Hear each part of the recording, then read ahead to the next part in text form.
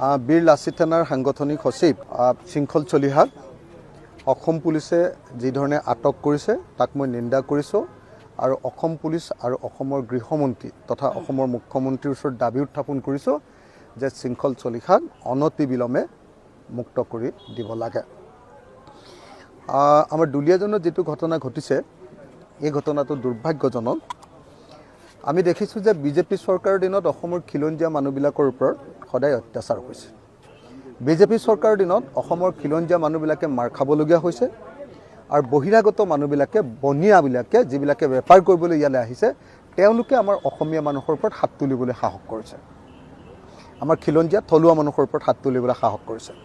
গতিকে দুলীয়াজনৰ এই ঘটনা সেইকাৰণে নিন্দনীয়।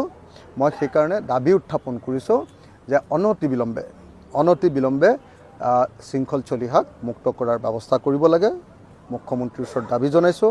মই শিৱসাগৰৰ বিধায়ক হিচাপে দাবী জনাইছোঁ, ৰাইজৰ দলৰ সভাপতি হিচাপে দাবী জনাইছোঁ আৰু আশা কৰিছোঁ যে অতি সোনকালে চৰকাৰে এই সম্পৰ্কত এটা সিদ্ধান্ত গ্ৰহণ কৰি আমাৰ শৃংখলক উলিয়াই দিয়াৰ মোৰ ভাই শৃংখলক উলিয়াই দিয়াৰ ব্যৱস্থা কৰিব।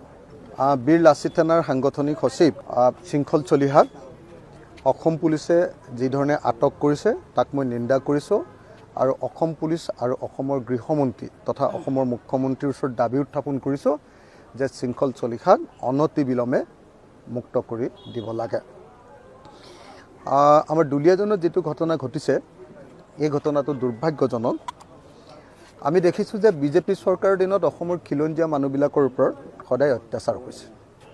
বিজেপি চৰকাৰৰ দিনত অসমৰ খিলঞ্জীয়া মানুহবিলাকে মাৰ খাবলগীয়া হৈছে আৰু বহিৰাগত মানুহবিলাকে বনিয়াবিলাকে যিবিলাকে বেপাৰ কৰিবলৈ ইয়ালৈ আহিছে তেওঁলোকে আমাৰ অসমীয়া মানুহৰ ওপৰত হাত তুলিবলৈ সাহস কৰিছে। আমাৰ খিলঞ্জীয়া থলুৱা মানুহৰ ওপৰত হাত তুলিবলৈ সাহস কৰিছে। গতিকে দুলীয়াজনৰ এই ঘটনা সেইকাৰণে নিন্দনীয়। মই সেইকাৰণে দাবী উত্থাপন কৰিছোঁ যে অনতিবিলম্বে শৃংখল চলিহাক মুক্ত কৰাৰ ব্যৱস্থা কৰিব লাগে। মুখ্যমন্ত্ৰীৰ ওচৰত দাবী জনাইছোঁ।